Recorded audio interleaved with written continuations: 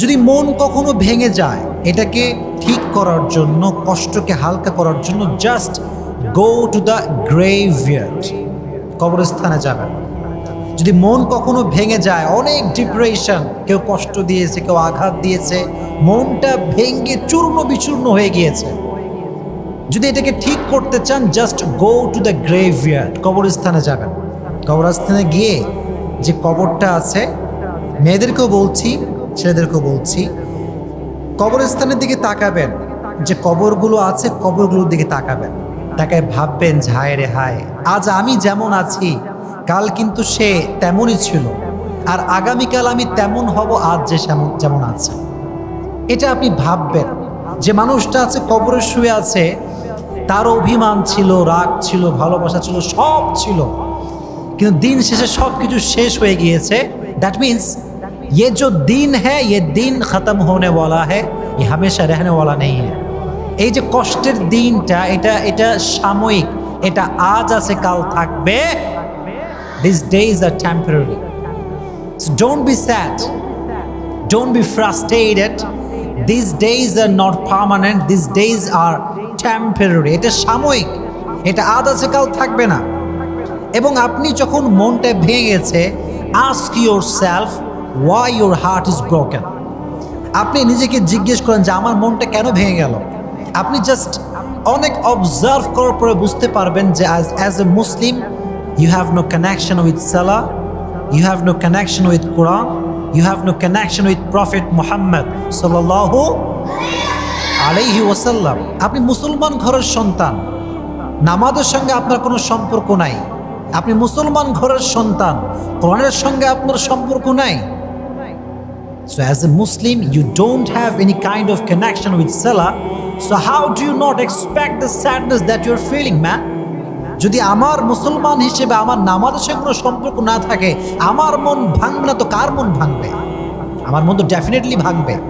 এজন্য ask yourself why you are depressed. আপনি কেন হতাশ, কেন আপনার ভেতরে এত কষ্ট, কেন আপনার মনটা ভেঙে চূর্ণ বিচূর্ণ হয়ে গিয়েছে?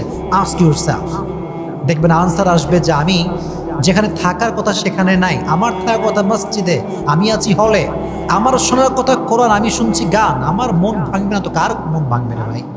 একটু প্রশ্ন করেন নিজেকে। এই জন্য যখন খুব বেশি কষ্ট লাগবে জাস্ট গো টু দ্য গ্রেভইয়ার্ড, কবরে যাবেন, গিয়ে কবরগুলোকে নিয়ে একটু ভাববেন। দেখবেন যে মানুষটা বালিশ ছাড়া ঘুমাতে পারতো না, সে মানুষটা আজকে বালিশহীন মাটিতে শুয়ে আছে।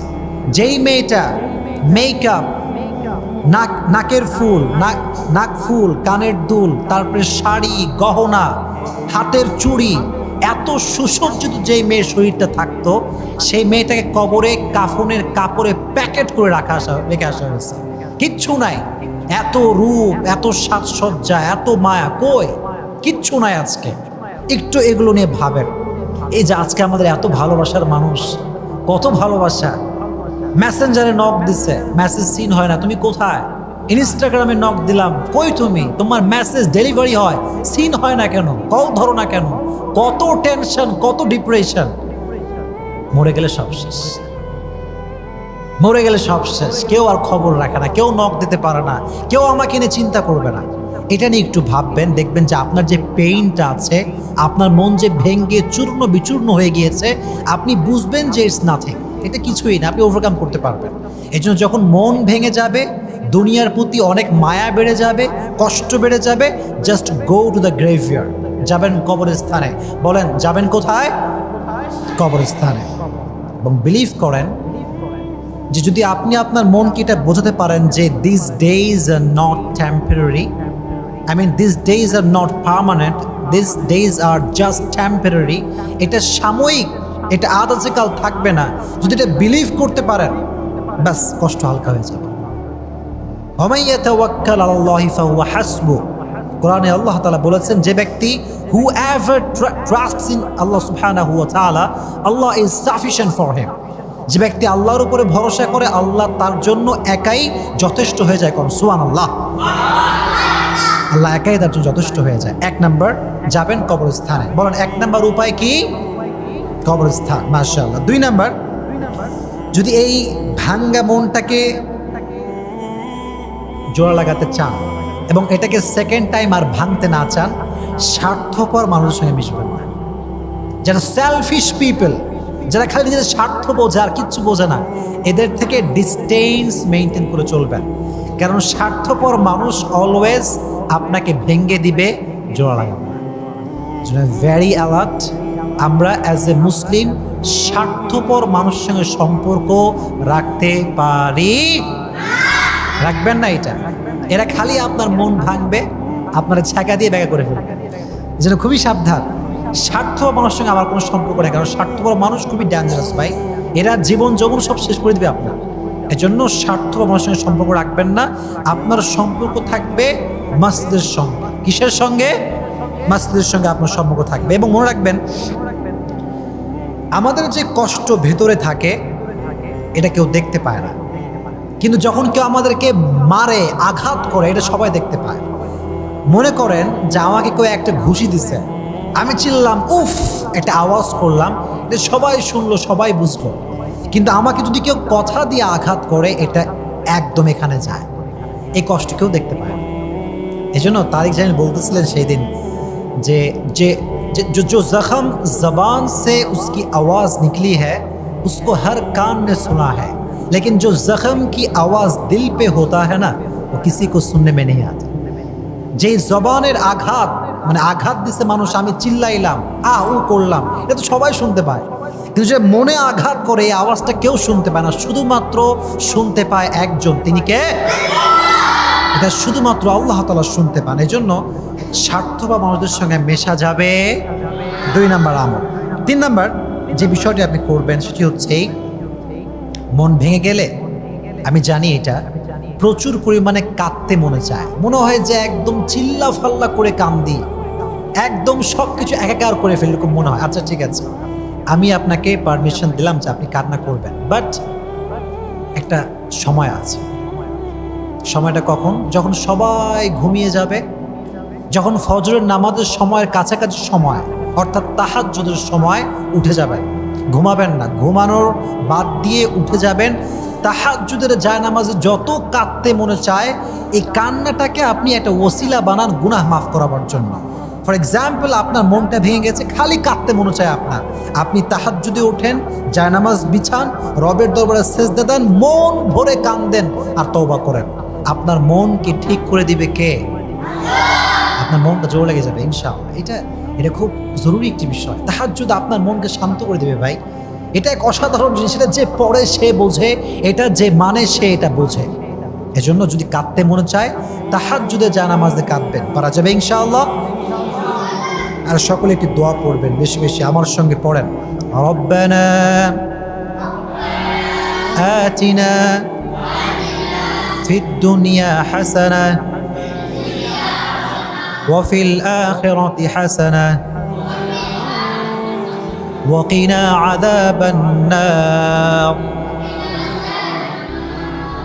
রব, তুমি আমাকে দুনিয়ার সমস্ত কল্যাণ দান করো এবং আখিরাতের সমস্ত কল্যাণ দান করো এবং আমাকে জাহান্নামের আগুন থেকে বাঁচাও। সকলেই পড়েন আমিন। এই দোয়াটা বেশি বেশি পাঠ করবেন। তাহলে আমরা উপায় জানলাম 3টা। 1 নাম্বার, যদি মন খুব বেশি খারাপ হয়ে যায়, মন ভেঙে যায়, কবরের স্থানে গিয়ে মৃত্যুর কথা স্মরণ করব, কবরকে নিয়ে ভাববো, 1 নাম্বার। 2 নাম্বার, যদি মনকে আর ভাঙতে না চাই, তাহলে আমরা কখনো স্বার্থপর মানুষদের সঙ্গে সম্পর্ক রাখবো না। 3 নাম্বার হচ্ছে, যদি মনকে আমরা সুন্দর রাখতে চাই, জোড়া লাগাতে চাই, শান্ত রাখতে চাই, তাহাজ্জুদের জায়নামাজ বিছাবো, রবের সঙ্গে কানেকশন বাড়াবো, রবকে সমস্ত দুঃখ কষ্ট শেয়ার করব। পারা যাবে ইনশাআল্লাহ।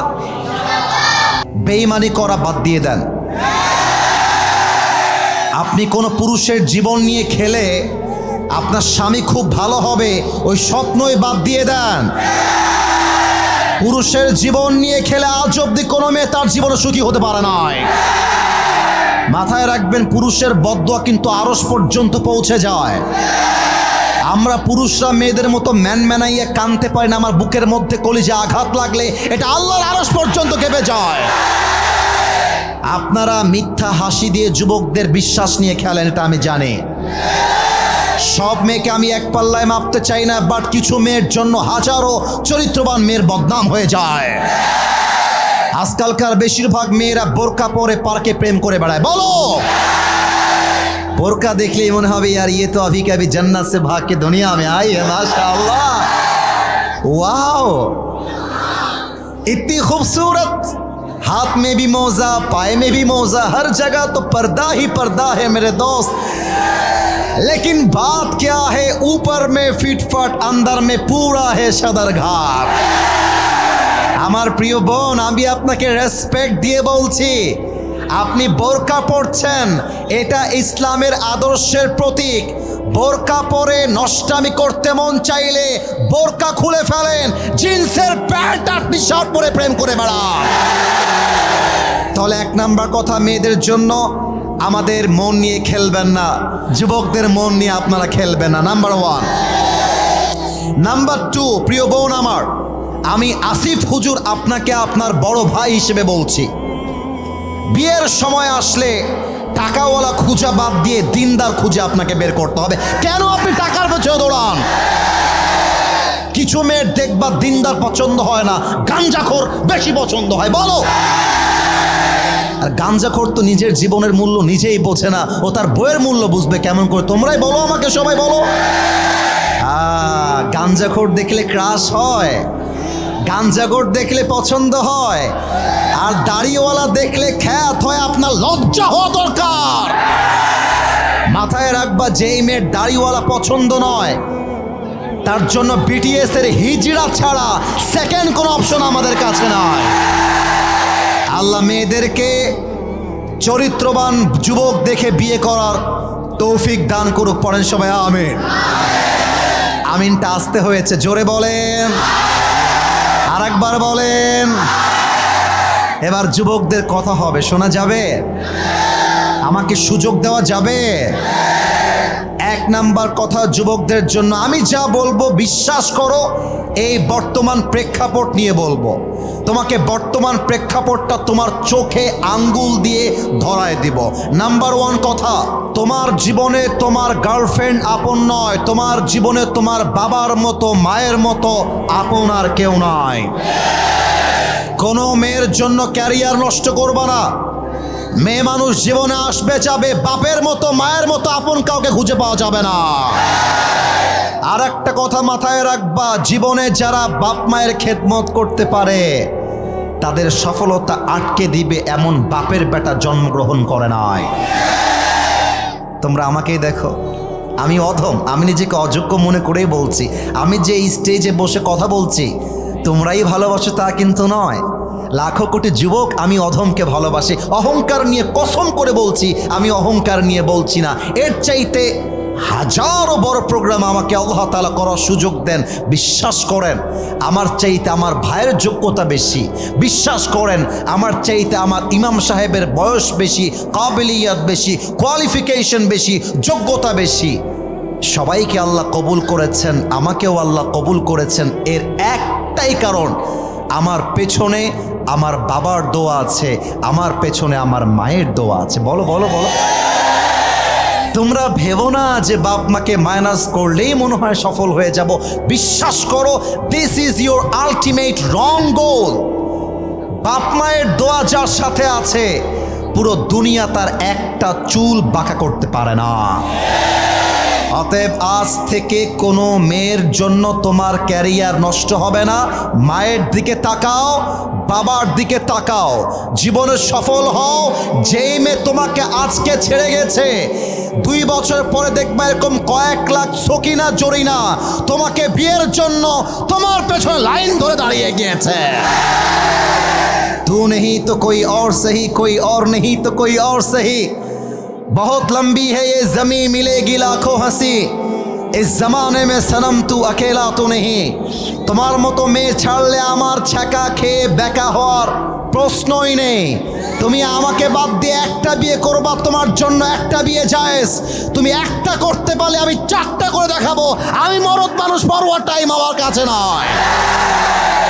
Don't waste your life for anybody else's. কারোর জন্য আমার জীবন নষ্ট হবে না, নাম্বার 1 কথা। নাম্বার 2 বলেই শেষ করব। তোমরা জানো 5 আগস্টের পরে দেশের সিচুয়েশনটা পরিবর্তন হয়েছে। আমাদের কথাই স্পষ্ট ভাষায় বলছি, আমাদের যুবকদের দাবি আগামীর সংসদে আমরা কোনো নারীকে ক্ষমতার চেয়ারে আর দেখতে চাই না। 2 নাম্বার দাবি, আগামীর পার্লামেন্ট চলবে কোরআন দিয়ে। কারা কারা রাজি দুটো হাত তুলে আল্লাহকে দেখা দাও।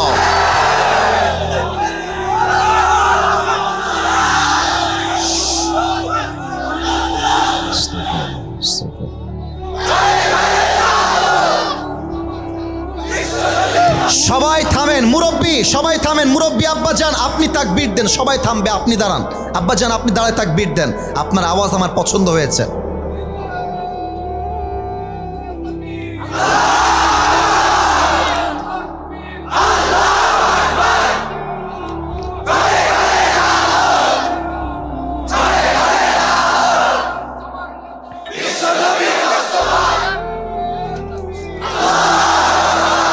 আমার মুরব্বী স্লোগান দিয়ে প্রমাণ করেছে আমার সামনে কোনো বিড়ালের বাচ্চা নয়, সব সিংহের বাচ্চাগুলো আমার সামনে বসে আছে। আগামীতে এই সিংহের বাচ্চারাই বাংলার মাটিতে ইসলামের পতাকা দুলিয়েই ছাড়বে। কোনো একদিন এদেশের আকাশে কালেমার পতাকা দুলবে, সেদিন সবাই খোদাই বিধান পে দুঃখ বেদনা ভুলবে। ঠিক কিনা বলেন? সেদিন আর রবে না হাহাকার, অন্যায় জুলুম অবিচার, থাকবে না অনাচার দুর্নীতি কদাচার, থাকবে না অনাচার দুর্নীতি কদাচার, সকলেই শান্তিতে থাকবে।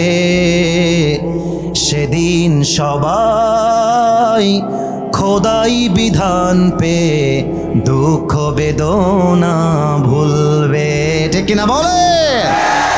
কোনো একদিন এদেশের আকাশে কালেমার পতাকা দুলবে, সেদিন সবাই খোদাই বিধান পে দুঃখ বেদনা ভুলবে। পড়েন সবাই আল্লাহু আকবার। আর কোনো কথা নয়, আমরা তাফসীরে কাম ব্যাক করতে চাই। বউ আছে কার কার? তারা একটু হাত তুলেন। বউ আছে? আমার ভাইয়েরও বউ আছে, মাশাআল্লাহ। আচ্ছা, হাত নামান। এবার কপাল পোড়া, হতভাগা, গরিব যারা, সিঙ্গেলরা হাত তোলো সবাই, বলো।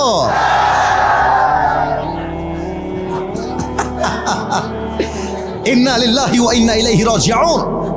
তোমাদের কারো বউ নাই? আরে সত্যি নাই? আহা গো, খুব কষ্ট, তাই না বলো? আল্লাহ সবাইকে দিনদার নেককার বউ দিয়ে দিক, বলেন সবাই আমিন।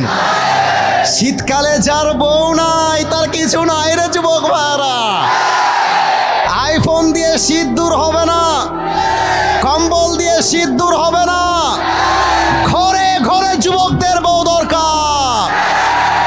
এবারের সংগ্রাম বিয়ের সংগ্রাম, এবারের সংগ্রাম চরিত্র রক্ষার সংগ্রাম, এবারের সংগ্রাম গার্লফ্রেন্ডকে ব্যাকআপ করে বউকে ধরার সংগ্রাম।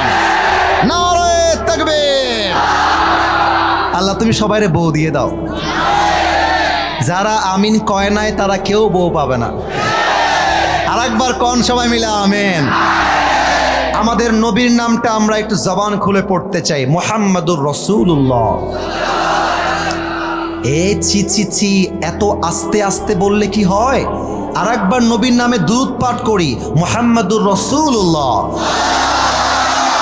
আলাইহি ওয়াসাল্লাম, সাল্লাল্লাহু আলাইহি ওয়াসাল্লাম। আমরা কোরআন থেকে, হাদিস থেকে আমার নবীর জীবনের 3টা আদর্শ নিয়ে কথা বলতে চাই। চুয়াডাঙ্গাবাসী বেঁচে থাকলে উত্তর দেন, বলেন সবাই কয়টা? পেছনে আওয়াজ নাই, আরো জোরে কয়টা? আমরা নবীর উম্মত হতে পেরে খুশি না বেজার? আচ্ছা, একটা প্রশ্ন করি, ইমানের প্রশ্ন, দেখা যাক গায়ে জোর আছে কিনা। নবীকে আমরা ভালোবাসি নাকি বাসি না? নবীর জন্য যদি জীবন দেওয়ার প্রশ্ন আসে, জীবন দেওয়ার জন্য রাজি আছে কিনা? এবার আমার দিকে তাকায় বলেন তো, আমার মুখে এই লম্বা লম্বা এটার নাম কালো কালো কি? আওয়াজটা পারফেক্ট, আর একবার, এটার নাম কি? কেউ যেন পাম দিয়েন না আমাকে, যা বলবেন সত্য। তোমরা বলবা, আপনারা বলবেন। আমাকে দাড়িতে নবীর আদর্শ অনুযায়ী আমি যে দাড়িটা রেখেছি, আমাকে আনস্মার্ট লাগতেছে? এত আস্তে কেন? আনস্মার্ট লাগতেছে? খ্যাত লাগতেছে? অনেক মেয়ে দেখবা দাড়ি দেখলে চুলকানি শুরু হয়ে যায়। যেই মেয়ে আমাকে দাড়ির জন্য বিয়ে করতে চায় না, সোজা কথা, সে আমার বাড়ির বউ হওয়ার যোগ্যতাই রাখে না। আমরা নবীকে ভালোবাসতে চাই, নবীর আদর্শকে গ্রহণ করতে চাই। এবার আমরা প্রত্যেকটা শিক্ষাকে কোরআনের আয়াত দিয়ে হাইলাইট করতে চাই। বলেন তো সবাই, কয়টা শিক্ষা? আর একটু জোরে, কয়টা? 1 নাম্বার শিক্ষা নবীর জীবন থেকে, ক্ষমা। আমার জীবনে প্রতিশোধ বলতে কোনো কথা নেই। হয় আমি ক্ষমা করে দিব, না হয় আমি আমার জীবন থেকে ডিলিট করে দিব। এবার বলেন, আল্লাহ আমাদের পাপগুলোকে মাফ করুক, এটা আমরা সবাই চাই কি চাই না? আল্লাহ তাআলা বলছেন, বান্দা শোনো শোনো, ওয়া ইন তাফু ওয়া তাসফাহু ওয়া তাগফিরু ফাইন্নাল্লাহা গফুরুর রহিম। তোমরা যদি ক্ষমা করো, তোমরা যদি দয়া করো, মায়া করো, তোমরা যদি একে অপরকে ক্ষমা করতে পারো, তোমাদেরকেও ক্ষমা করবে একজন। আওয়াজ দিয়ে বলেন সবাই, তিনি কে? একটা হাদিস শোনাই, নবীজির হাদিস। আমার 2 হাত দেখেন, 2 হাত, এই বামের ভাইয়ারা, ডানের ভাইয়ারা, সামনের ভাইয়ারা, আমার 2 হাতের দিকে তাকান। এই যে ডানে একটা বাঁশ, বামে একটা বাঁশ, দেখা যায় না কি যায় না? ওরে ভাই, কথা না করলে বুঝি ক্যাম্বেলা, দেখা যায় কি যায় না? আমার নবীজি একটা গাছের নিচে শুয়ে আছেন, আর নবীর তরবারিটা নবীর একদম পিঠ বরাবর সামনে আছে, পেট বরাবর। এক কাফের বেদুইন নবীর কাছে আসছে, তরবারিটা এমন করে তুলে নিয়ে ডাক দিয়ে বলছে, ইয়া মুহাম্মদ, বলো তোমাকে আমার হাত থেকে কে বাঁচাবে? আমার নবীজি ঠাস করে ঘুম থেকে উঠে চোখ খুলে দেখছেন কাফের তরবারি নিয়ে এমন করে দাঁড়িয়ে আছে, আর বলছে, কে বাঁচাবে বলো? আমার নবীজি এক বাক্যে বলছেন, আল্লাহ। সুবহানাল্লাহ পড়বেন না আপনারা সবাই? যখনই বলেছে আমাকে আমার আল্লাহ বাঁচাবে, ওই কাফেরটা থরথর থরথর করে কাঁপতে শুরু করেছে। এবার আল্লাহর রসুল যখন দেখেছে সে কাঁপতে শুরু করেছে, তার হাত থেকে তরবারিটা মাটিতে পড়ে গেছে। এবার আল্লাহর রসুল আমাকে দেখেন, তরবারিটা এমন করে তুলে নিয়েছে, বলছে, এইবার বল তোকে আমার হাত থেকে কে বাঁচাবে? ওই বেটা বলছে, আমাকে শুধুমাত্র আপনিই বাঁচাবেন, আমাকে আর কেউ বাঁচাইতে পারবে না। এবার নবীজি বলছে, আরে যাও, তোমাকে আঘাত করে আমার কোনো লাভ নাই, আমি তোমাকে আমার আল্লাহর জন্য ক্ষমা করে দিলাম। সুবহানাল্লাহ পড়বেন না আপনারা সবাই? আজ চুয়াডাঙ্গার মাটিতে ভাই ভাইয়ের সাথে কথা বলে না, বোন তার বোনের সাথে কথা বলে না, চাচা তার ভাতিজার সাথে সামান্য কয়েক কাঠা জমির জন্য বছর বছর কথা বলে না। আমাদের মুসলমান হিসেবে দাবি একটা, আজ থেকে আমাদের আর কোনো ক্ষোভ নেই, আমরা একে অপরকে আল্লাহর জন্য ক্ষমা করে দিলাম। বলেন সবাই সুবহানাল্লাহ। এবার আসুন একটা মারাত্মক ইতিহাস শোনাই, কিন্তু কি বলবো চুয়াডাঙ্গাবাসী, এতবার করে বলছি বামে আওয়াজ হবে না, তারপরেও মাঝে মাঝে আওয়াজ আসছে। আসলে মাঠ আর একটু বড় হলে, সরি ফর দ্যাট, আমি বলতে লজ্জা পাচ্ছি এবং আঘাত করছি না, মাঠটা এই মাঠ হয় না, এটা বড় মাঠ হতে হতো, এটা হয় নাই, বা স্পেস বড় করতে হতো। কারণ মানুষ যখন জায়গা পায় না একে অপরের উপরে চাপায় পড়ে। আপনারা হয়তো বা অবশ্যই জানেন, চুয়াডাঙ্গায় আজহারি হুজুরের মাহফিল হয়েছিল 5 বছর আগে, মনে আছে আপনাদের? তো আজহারি হুজুর কিন্তু তার ওয়াজে বলেছেন যে এইরকম বিশৃঙ্খলা আমি দেখি নাই আগে। উনি নিজে ওনার ওয়াজে বলেছেন, এবং আমি ওনার মামার সাথে আমার কথা হয়, আমরা দেখেছি চুয়াডাঙ্গায় প্রচণ্ড পরিমাণে বিশৃঙ্খলা হয়েছে। তার জন্য আমি নিজেই একজন আজহারি হুজুরের ভক্ত, ওনাকে আমি খুব ভালোবাসি, ওনাকে আমি আমার বক্তব্যের ক্ষেত্রে অনেক বেশি ফলো করি। আমি দেখেছি চুয়াডাঙ্গার মাটিতে হুজুর ওয়াজটা মন মতো করতে পারেন নাই, একটাই কারণ মানুষের কথা, বিশ্বাস করেন এটাই কারণ। তো তোমরা এরকম আওয়াজ করলে আমার মাইন্ডটাই স্ট্রাইক করবে। তোমরা যা করবা ইঙ্গিতে, যে ভাই চাপতে হবে, হালকা চেপে যান, ইঙ্গিতে হাত দিয়ে। আমরা চাই আমাদের মাহফিলের ওয়াজ পুরো দেশে একটা ঐতিহাসিক ওয়াজ হয়ে যাবে, ঠিক না বলো? আসুন আমরা যুবকদেরকে বোঝাই, মুরব্বীদেরকে বোঝাই মক্কা বিজয়ের ইতিহাস নবীজি কেমন করে করেছিলেন। এই সামনে কই যাও তোমরা, সামনের ভাইয়েরা? ও মুরব্বী আছে, ওয়াশরুমে যাবে, ঠিক আছে। মক্কা বিজয়ের ইতিহাস দেখেন। আমার প্রিয় নবীজি মদিনার থেকে 10,000 মুসলমান আর 10,000 তরবারি। এবার চুয়াডাঙ্গাবাসীর পালা, বলেন তো সবাই, 10,000 মুসলমান, কয় হাজার তরবারি? এই তোমরা আওয়াজ দাও, 10,000 মুসলমান, কয় হাজার তরবারি? আল্লাহর রসুল মদিনার থেকে মক্কায় রওনা দিয়েছেন। এই খবর পৌঁছে গিয়েছে কাফেরদের সর্দার আবু সুফিয়ানের কাছে।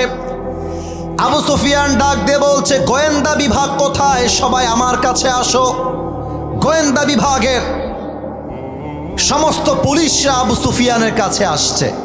তা আবু সুফিয়ান বলছে, তোমরা সবাই মিলে যাও, মুহাম্মদ কাকে কাকে নিয়ে আসছে, কেমন করে আসছে, তোমরা খবর নিয়ে আসো। আমার নবীজি কৌশল করে বলছেন, সাহাবা একরাম শোনো, তোমরা চুলা বানাও বেশি, বাথরুম বানাও কম। চুয়াডাঙ্গাবাসী আওয়াজ দেন, চুলা বানাও বেশি, বাথরুম বানাও। ছি ছি, আওয়াজ হয় নাই। চুলা বানাও বেশি, বাথরুম বানাও। নবীর যেমন কথা তেমন কাজ। চুলা বানিয়েছে হাজার হাজার, আর বাথরুম বানিয়েছে হাতে গোনা মাত্র কয়েকটা। এবার আবু সুফিয়ানের গোয়েন্দারা আসছে চেক করার জন্য মুহাম্মদ সৈন্য কত নিয়ে আসছে। এবার তারা রিপোর্ট করছে, আবু সুফিয়ান, মানুষ গুনবো কেমন করে? চুলা গুনতে গুনতেই ফজর হয়ে গেছে, ধরা খাওয়ার ভয়ে আমরা পালিয়ে আসছি। এবার আবু সুফিয়ান বলছে, বেটা তোদেরকে দিয়ে কাজ হবে না। আর এক গোয়েন্দা বিভাগকে ডাক দিয়ে বলছে, তোমরা যাও, গিয়ে দেখো মুহাম্মদ কত সৈনিক নিয়ে আসছে। এবার গোয়েন্দা বিভাগের লোকরা গিয়ে দেখছে বাথরুম মাত্র কয়েকটা, কিন্তু সিরিয়াল আর সিরিয়াল। ফজরের নামাজের সময় বাথরুম কার না লাগে আপনারা বলেন? বাঘ সিংহ কেউ ভয় পায় না, ন্যাচারাল কল। বাথরুম লাগলে সুনামি ঝড় হলেও বাথরুমে আমার যাওয়াই লাগবে, ঠিক না বলো? তো কাফেররা গিয়ে দেখছে এক একটা বাথরুমের সামনে বিশাল লম্বা লম্বা সিরিয়াল। এবার কাফেররা সকাল 7টার সময় এসে বলছে, আবু সুফিয়ান, মানুষের সংখ্যা গুনবো কেমন করে? এ বাথরুমের সামনে যে পরিমাণ সিরিয়াল, ও গুনতি গুনতি সকাল হয়ে গেছে। এর না আমরা গুনবো কেমন করে? ধরা খেয়ে যাব, ভয় পেয়ে আমরা ফিরে আসছি। আবু সুফিয়ান গেছে খেবে, বেটা ব্যাকুব। প্রথম দল গিয়েছে মানুষ গুনতে, গুনে আসছে চুলা। তোদেরকে পাঠাইলাম মানুষ গুনতে, তোরা গুনে এসেছিস বাথরুমের সিরিয়াল। তোর বেটা, তোদেরকে দিয়ে কাজ হবে না। এবার আমি আবু সুফিয়ান নিজে যাব।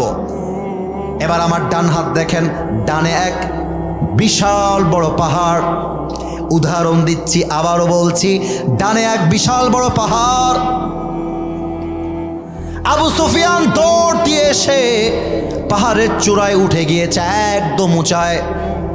চোখ দিয়ে দেখছে এক মারাত্মক অবস্থা। আল্লাহর রসুল মক্কাকে দখল করবার জন্য হাজার হাজার মুসলমান ইমানদার সৈনিক নিয়ে মক্কার দিকে রওনা দিয়েছে। এবার আবু সুফিয়ানের কলিজাটা শুকায় গেছে, পুরো দেহে একটা কম্পন তৈরি হয়ে গিয়েছে। আবু সুফিয়ান থরথর থরথর করে কাঁপতে শুরু করেছে। আবু সুফিয়ান বুঝে গেছে এবার মুহাম্মদ পুরো মক্কা বিজয় করবে, ওকে আটকায় দিবে এমন কোন বাপের বেটা মক্কার জমিনে জন্মগ্রহণ করে নাই, ঠিক কিনা বলো? এবার আবু সুফিয়ান থরথর করে কাঁপতে কাঁপতে, আমাকে দেখেন, পেছনে টার্ন নিয়েছে বাসায় যাওয়ার জন্য। তাকায় দেখছে আব্দুল্লাহ ইবনে আব্বাস আসতেছে, নবীর চাচা আব্দুল্লাহ ইবনে আব্বাস। বলছে, আব্দুল্লাহ ইবনে আব্বাস স্টপ, থামো থামো আব্দুল্লাহ ইবনে আব্বাস থামো, তোমার সাথে আমার কথা আছে। আব্দুল্লাহ ইবনে আব্বাস বলছে, কি কথা বলো? বলছে, আচ্ছা তোমার ভাতিজা, ও আচ্ছা আচ্ছা, খুব শক্তি তাই না? মক্কার থেকে মুখ ঢেকে পালিয়ে গিয়েছিল, আজ সেই মক্কা দখল করতে চায়, খুব সাহস, খুব অহংকার হয়ে গেছে তাই না? আব্দুল্লাহ ইবনে আব্বাস বলছে, এই বেটা আবু সুফিয়ান, তোর চোখে শয়তান ধোঁকা দিয়েছে, একবার তাকায় দেখ, এটার নাম অহংকার নয়, এটার নাম দাম্ভিকতা নয়, এটার নাম কোনো বাদশাহী নয়, এটাকে বলে আল্লাহর পক্ষ থেকে আসা মুসলমানদের বিজয়, ঠিক কিনা বলো? এবার নবীজি বলছে, মুসলমান তোমরা আমার কথা শোনো। এক, তোমরা যখন মক্কায় দখল করতে যাবে, তোমরা কোনো বৃদ্ধর গায়ে, বৃদ্ধার গায়ে হাত তুলবে না। নাম্বার টু, তোমরা কাউকে আমার পারমিশন ছাড়া গ্রেফতার করবে না। 3 নাম্বার, কথা বোঝা যায় তো নাকি? আই এম সরি, একটু বলেন না, কথা কি বোঝা যায়? 3 নাম্বার, মক্কায় তোমরা কোনো গাছপালা কাটবে না। 4 নাম্বার, মক্কায় যখন প্রবেশ করবা মানুষকে আতঙ্কিত করবা না, ভদ্রতার সাথে আদবের সাথে থাকবা, যেন মানুষ বোঝে ইসলাম মানে আতঙ্ক নয়, ইসলাম মানে শান্তির ধর্ম, ঠিক কিনা বলেন? এবার নবীজি 10,000 সৈন্য নিয়ে কাবার চত্বরকে ঘিরে ধরেছেন। খাব্বাবকে যে হত্যা করেছে, খুবাইবকে যে মেরেছে, সুমাইয়াকে যে তীর নিক্ষেপ করে শহীদ করেছে, সব কাবার চত্বরে দাঁড়িয়ে আছে আর থরথর করে কাঁপছে, আজ বুঝি আমার জীবনের শেষ দিন হয়ে যাবে। এবার নবীজি বলছে, তোমরা থামো, তোমরা দাঁড়াও এক পাশে। কাফেররা দাঁড়িয়েছে। এবার নবীজি ডাক দিয়ে বলছে, ইয়া মাশারা কুরাইশ, মা তাদুন্নুনা আন্নী ফাইলুন বিকুম, O the people of Quraysh, what you are expecting from me, how I will behave with you. এই মক্কার কুরাইশরা বলো, তোমরা আজকে মুহাম্মদের থেকে কেমন ব্যবহার আশা করো? এক কাফেরদের সর্দার, কুরাইশদের সর্দার দাঁড়িয়ে গিয়েছে, ডাক দিয়ে বলছে, খায়রান আখুন কারীম ওয়াবনু আখিন কারীম, nothing but you are a noble brother. তুমি আমাদের ভাইয়ের মতো, আমরা চাই একজন ভ্রাতুষ্পুত্র যেমন তার ভাইয়ের সাথে ব্যবহার করবে, তুমি মুহাম্মদ সেম ব্যবহার আমাদের সাথে করবে। এবার মুহাম্মদুর রাসূলুল্লাহ সাল্লাল্লাহু আলাইহি ওয়াসাল্লাম যে ঘোষণা দিয়েছেন, আমি সেই ঘোষণা বলবো, আর আমি দেখতে চাই আপনারা সুবহানাল্লাহ কত জোরে বলতে পারেন। আল্লাহর রাসূল ডাক দিয়ে বলছেন, কুরাইশরা শোনো, লা তাথরিবা আলাইকুমুল ইয়াউম, আমি মুহাম্মদ এলান করলাম, আজ তোমাদের উপরে আমার কোনো ক্ষোভ নাই। ইযহাবু ফাআনতুমুত তুলাকা, আমি তোমাদের সবাইকে আল্লাহর দিকে তাকিয়ে ক্ষমা করে দিলাম। না, এটা চুয়াডাঙ্গার সুবহানাল্লাহ হয়নি, আরেকবার, তাও হয়নি, আরেকবার। যেখানে নবীজি চাইলে প্রতিশোধ নিতে পারতেন, তিনি ক্ষমা করে প্রমাণ করেছেন ইসলাম প্রতিশোধের ধর্ম নয়, ইসলাম হলো একে অপরকে ক্ষমা করে দেওয়ার ধর্ম, ঠিক কিনা বলো? In the history of mankind, never has been anyone shown such a greatness in forgiveness as the last messenger Muhammad sallallahu alaihi wasallam, when all of his enemies under his feet, and he forgave them on and all, showing the world the true meaning of mercy, compassion and humanity. আমার নবী ক্ষমা করে প্রমাণ করেছেন আমরা কাউকে প্রতিশোধে বিশ্বাসী নই, আমরা ক্ষমা করে শান্তির রাষ্ট্র কায়েম করতে চাই, ঠিক কিনা বলো? এবার সবাই দুই হাত তোলেন, সবাই দুই হাত তোলেন, কেউ যেন বাদ না যায়। এখানে যারা আছো তারাও হাত তুলবা। প্রিয় ভাইয়েরা, আমি একটা কথা জিজ্ঞেস করতে চাই। কমিটির সাথে আমার ওয়াদা, আমি যাব, 1 ঘন্টা কথা বলবো, দোয়া হবে, go back to another programme. ওদের সাথে আমার লিখিত আকারে ডেট কনফার্ম করা হয়েছে। আমার 1 ঘন্টা পার হয়ে গেছে, তাও ওয়াজ করছি কেন? সব জায়গায় নিয়ম দিয়ে কানুন দিয়ে হয় না, মাঝে মাঝে ভালোবাসা দিয়েও তো হিসাব করতে হয়। কথা ভুল বললাম না ঠিক বললাম? বলেন, আপনারাই বলেন। তাহলে আমরা দুইটা আর একটা পয়েন্ট শুনবো।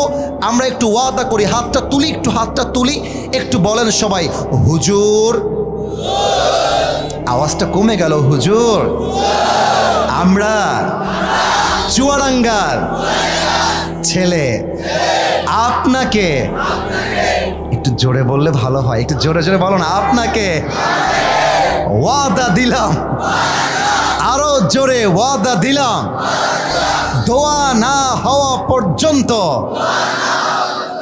আমরা কেউ মাহফিল থেকে উঠে যাব না। আওয়াজ করে বলতে হবে ইনশাআল্লাহ।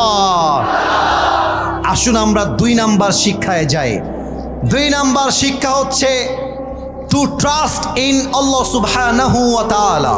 তাওয়াক্কুল মানে কি?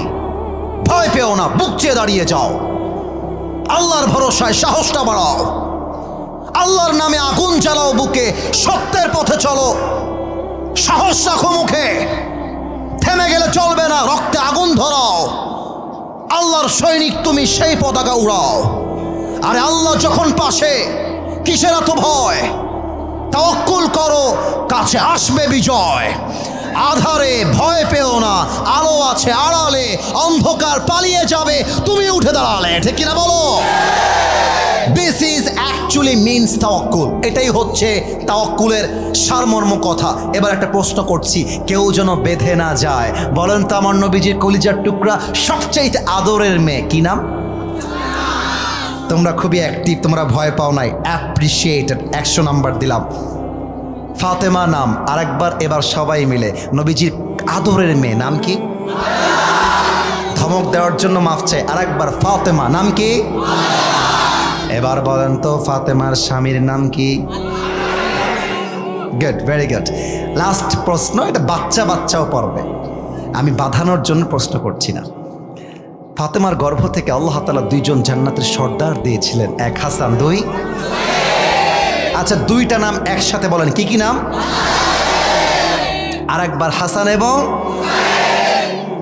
আলীকে দেখলে কি সাহস কম মনে হয় না বেশি? আলীর নাম শুনলে কি বুকের পাটা কম মনে হয় না বেশি? দেখেন আলীর তাওয়াক্কুল কাকে বলে। আর ছেলে পেলেকে একটা কথা বলে দেই, এই রাস্তাঘাটে মেয়ে পছন্দ হইলে লাইন মারতে যেও না, সোজা গিয়ে মেয়েকে বলবা আপনার বাবার নাম্বার হবে কিনা। যদি তোমাকে মেয়েটা বাবার নাম্বার দেয়, বাবাকে কল দিবা, this is Asif from Chuadanga Alamdanga, this is Hossain from Chuadanga, this is what ever your name is.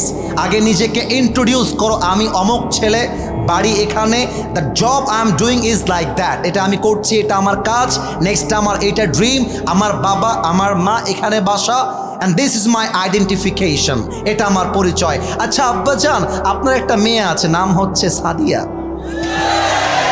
আচ্ছা সাদিয়ারাই যুবকদের জীবন বেশি নষ্ট করে দিয়েছে, সাদিয়াবাদ। আচ্ছা মনে করো জায়নাব, মনে করো ফাতেমা, আপনার মেয়েকে আমার পছন্দ, আমি বিয়ে করতে চাই। যদি আপনার মনে হয় যে আপনি আমাকে দেখবেন, একটা চান্স দেন, আমি আমার বাবা মাকে আপনার বাসায় নিয়ে যাই, কথা বলি, খাপে খাপে মিলে গেলে মঞ্জুর বাপ, না মিলে গেলে তু নেহি তো কোই और सही, कोई और नहीं तो कोई और सही। কথা একটা, রাস্তাঘাটে মেয়ে দেখলে ইফতি স্টেজিং নয়, সোজা গিয়ে বুকের পাটা দিয়ে বিয়ের প্রস্তাব দেওয়া লাগবে। এটার নাম মরদের কাজ। ফাতেমার প্রতি আলীর পছন্দ দেখো, ফাতেমাকে পছন্দ, ফাতেমাকে কিছুই বলে নাই। নবীজিকে বলছে, ইয়া রাসূলুল্লাহ, আপনার মেয়েকে বিয়ে করতে চাই, আপনি কি আপনার মেয়েকে দিবেন? নবীজি বলছে, আমি দিব না মানে? তোমার আর ফাতেমার বিয়ে তো আল্লাহর পক্ষ থেকে ফায়সালা। সুবহানাল্লাহ পড়বেন না আপনারা? এবার দেখেন আলীর তাওয়াক্কুলটা কত ছিল, এইটা বলেই আমরা দোয়ার দিকে যাব। কাফেরদের এক বিশাল বাহাদুর, তার নাম হচ্ছে আমর বিন মারহাব। আপনারা বলবেন জাস্ট মারহাব, আমি বলছি আমর বিন। দেখা যাক আওয়াজ আসে কিনা। আমর বিন, আওয়াজটা কমে গেছে। আমর বিন, এই মাছ থেকে কেউ উঠলে টান দাও। কালো গেঞ্জি, কালো গেঞ্জি, মুসলমানি দিয়ে দিব কিন্তু জায়গা মতো একেবারে। খবরদার কেউ যেন উঠে না যায়, আমার কষ্টের মূল্যায়ন করবেন। আলী রাদিয়াল্লাহু তাআলা আনহু তার তাওয়াক্কুলটা বলেই দোয়া হয়ে যাবে। কাফেরদের সর্দার বীর বাহাদুর আমর বিন মারহাব মদিনায় আসছে, এসে বলছে, এই মুসলমানের বাচ্চারা, কার বুকের পাটা আছে আমার সামনে আয়, আমার সঙ্গে যুদ্ধ কর। কোনো মুসলমান হাত বাড়ায় না। এবার আমার দিকে তাকান, আলী তার হাতটা তুলেছে, ডাক দিয়ে বলছে, ইয়া রাসূলুল্লাহ, আপনি আমাকে চান্স দেন, এমন একটা কোপ মারবো আমর বিন মারহাবের কল্লা 40 হাত দূরে পড়বে। আল্লাহু আকবার। নবীজি বলছে, আলী বসো, তোমার বয়স কম, বাচ্চা, তুমি বসো, কিন্তু মাথায় রাখতে হবে ছোট মরিচের। আলী চুপচাপ চুপচাপ বসে গেছে এমন ভাবে। আমর বিন মারহাব বলছে, এই বেটাকে তার মায়ের বুকের দুধ খেয়েছিস, আমার সামনে আয়। কেউ হাত তুলে না। আলী আবার হাত তুলেছে, এই বাবু বসো। নবীজি বলছে, বাবু বসো, তোমার বয়স কম, বসো। আলী বসে গেছে। থার্ড টাইম আমর বিন মারহাব খুবই বাজে কথা বলেছে, যা মুখ দিয়ে বলা যাবে না, আমি ভদ্র ভাষায় বলছি। আমর বিন মারহাব বলছে, যদি তোরা এক বাপের বেটা হোস আয়, যদি তোরা সন্তানকে ইয়াতিম করতে চাস আমার সামনে আয়। আরে তাওয়াক্কুল কাকে বলে বুঝায় দিয়ে আজকে বাসায় যাব। এবার বলছে, তোরা যদি তোর বউকে বিধবা করতে চাস আমার সাথে লড়াই কর। কে আছিস বাপের বেটা, হাত তোল। কেউ হাত তুলছে না। আলী আবার হাত তুলেছে। সুবহানাল্লাহ। নবীজি বলছে, কিরে বাবা, কেউ হাত তুলে না, আলী হাত তুলে, ব্যাপার কি? নবীজি বুঝে গেছে আলীর বয়স কম হতে পারে, বাট তার ভরসা আছে এক সত্তার উপরে। তিনি কে? এবার আমার হাতে দেখেন তো, এটা কিসের বোতল? আরো জোরে, কিসের বোতল? আল্লাহ রসুল বলছেন, আলী এইদিকে আসো। এটার নাম হচ্ছে জুলফিকার, বিশাল বড় তরবারি। এই নাও, এটা তোমার যুদ্ধের হাতিয়ার। যাও, যুদ্ধে নেমে পড়ো। And remember one thing, idhab fa inna Allaha ma'aka, Allah is with you forever. তুমি যেখানেই যাও না কেন তোমার ভরসা হবে এক সত্তার উপরে। তিনি কে? এবার তাকান তো, এটা হচ্ছে আমার উপরে সামিয়ানা। আই এম সরি, একটু আমি হাদিসটা প্র্যাকটিক্যালি বলছি তো তাই দেখাচ্ছি। এটার নাম সামিয়ানা। চুয়াডাঙ্গাবাসী, এটার নাম কি আনা? সামিয়ানা কি নিচুতে না উঁচুতে? আচ্ছা, আমি যদি দাঁড়িয়েও যাই তবুও ধরা যাবে না, এত উঁচুতে। তো আমি হাদিসটা বলছি প্র্যাকটিক্যালি, আমার চেহারা দেখবেন। আমর বিন মারহাব হচ্ছে ইয়া বড়, এত উঁচা, হাইট হচ্ছে হাই লেভেল, অনেক টল, অনেক লম্বা। আর আলী হচ্ছে তার চাইতে হাইটে ছোট, বলতে গেলে তার তুলনায় বাঠু, গুঠু। কথা কি ভুল আছে না ঠিক আছে? বাঠু বলেন না কি বলেন আপনারা, কি বলেন? আচ্ছা বাইঠি, আচ্ছা বাইঠা বা আপনারা গুঠু যাই বলেন, হাইটে ছোট। এবার দেখেন আলী এমনভাবে বুকের পাটা উঁচু করে করে হেঁটে হেঁটে আমর বিন মারহাবের সামনে দাঁড়িয়ে গেছে। আমার বাসা তো খুলনায়, খুলনার মানুষ বলে, এ তোমার বাড়ি কোহানে? খুলনার মানুষ বলে, তোমার বাড়ি কোহানে ভাই? আর বাগেরহাটে বলে, এ ভাড়ি, তোমার বাড়ি কোহানে? ভাড়ি, ভাড়ি। বাগেরহাটে বলে ভাড়ি। তো আমর বিন মারহাব বলছে, মান আনতা আইয়ুহাল গোলাম, এই বাবু তোমার বাড়ি কোথায়? আলীকে বলছে, আলীকে। আলীর গায়ে কলিজায় আগুন ধরে গেছে, বলছে আরে বেটা বাবু কারে কয় রে। কিন্তু নবীজি বলেছে ভদ্রতার সাথে থাকবা, চুপচাপ কথা বলবা, বেশি মারামারি করতে যেও না, আগে সলিউশনে আসবা। তো আলী বলছে আনাল্লাযী সাম্মাতনি উম্মি হায়দারা, আমি হলাম সেই যুবক যাকে তার মা নাম দিয়েছে হায়দারা। হায়দারা মানে হচ্ছে সেই সিংহ, যখন সে অ্যাটাক করবে শিকারীকে শিকার না করা পর্যন্ত যার অ্যাটাক থামে না, তার নাম হায়দারা। আল্লাহু আকবার। তো এবার আমর বিন মারহাব হাসতেছে আর টিটকারি মেরে বলছে ও আচ্ছা আচ্ছা তুমি হায়দারা, আরে বেটা বাবু তোর আসল নাম কি তাই বল। বলছে আমার আসল নাম হচ্ছে ইসমি আলী, আমার নাম হলো আলী। বলছে ও তুমি কি আলী বিন আব্দুল মুত্তালিব, তোমার বাবা কি আব্দুল মুত্তালিব? বলছে না না, আনা আলী বিন আবি তালেব, আমার বাবার নাম আব্দুল মুত্তালিব নয়, আমার বাবার নাম হচ্ছে আলী বিন আবি তালেব, আবু তালেবের ছেলে আমি। বলছে আরে ভাতিজা, তোমার বাপ তো আমার ভাই লাগে, তুমি তোমার ভাতিজা। এই ভাতিজা শোনো, আমি বাচ্চাদের গায়ে হাত তুলি না, এই তুমি যাও। আলীকে বলছে বাবু তুমি যাও যাও, আমি না বাচ্চাদের গায়ে হাত তুলতে চাই না, আরে তুমি যাও। এবার আলী বলছে কে বাচ্চা রে, আয় না যুদ্ধ করে দেখ না, একটা কোপ মারবো তোর কল্লা 40 হাত দূরে পড়বে। আল্লাহু আকবার। এই কথা শুনে আমর বিন মারহাব খেপে আগুনে জ্বলে পুড়ে ছারখার। বলছে আয় আমাকে মারবি, তুই কেমন পাটা, আয় মার। এটা আমার হাদিসের লাস্ট পার্ট। এই একটা প্রশ্ন করছি, 5 আগস্টের পূর্বে রংপুরে একজন যুবক 2 হাত এমন করে দিয়ে গুলি খেয়ে শহীদ হয়েছিল, যুবকটার নাম কি বলো তো সবাই? আর একবার শহীদ আবু। এই চুয়াডাঙ্গার ভাইয়েরা একটা কথা উত্তর দেন, বেঈমানি করবেন না, মুনাফিকি করবেন না। এই আবু সাইদ কি কাউকে আগ বাড়িয়ে গুলি করতে গেছিল? আসতে কেন বলেন, গুলি করতে গেছিল? কাউকে চাকু মারতে গিয়েছিল? আমার ভাই কাউকে মারতে যায় নাই, আপনারা আমার ভাইয়ের বুকে গুলি করলেন কেন, ঠিক না বলেন? তার মানে ইসলাম শেখায় কাউকে আগ বাড়িয়ে মারতে যেও না, বাট কেউ তোমাকে মারতে আসলে তার হাতটা ভেঙে গুড়িয়ে দাও, এটার নামে ইসলাম, ঠিক কিনা বলেন? আলী বলছে আমি তোমাকে মারতে পারবো না, তুমি আমাকে আগে মারতে আসবা, তারপরে আমি তোমাকে মারবো। এবার আমাকে দেখবেন একটু মাইক থেকে দূরে গেলাম হাদিসটা বোঝাবার জন্য। আমর বিন মারহাব একটু পেছনে আসছে আলীকে অ্যাটাক করবার জন্য। তো আমর বিন মারহাব যখন পেছনে এসেছে, 2টা পা, 2 legs are attached together, 2টা পা একসাথে করেছে আর তরবারিটা এমনভাবে নিয়ে সামনের দিকে নিয়েছে, একটা লাফ দিয়ে দেহের সমস্ত শক্তিকে উজাড় করে আলীর ডান কাঁধে একটা আঘাত করেছে। আর আলী তার জুলফিকারটা তুলে বলছে হাসবুনাল্লাহু ওয়া নি'মাল ওয়াকিল, নি'মাল মাওলা ওয়া নি'মান নাসির। যে আঘাতে আলীর দেহটা 2 টুকরো হওয়ার কথা, ওই আঘাতটা আলীর তাওয়াক্কুলের জন্য তার জামা পর্যন্ত স্পর্শ করতে পারে না। সুবহানাল্লাহ পড়বেন না আপনারা?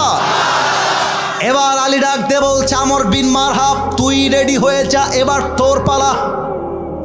আমর বিন মারহাব ভয়ে 2 ধাপ আরো পেছনে গেছে।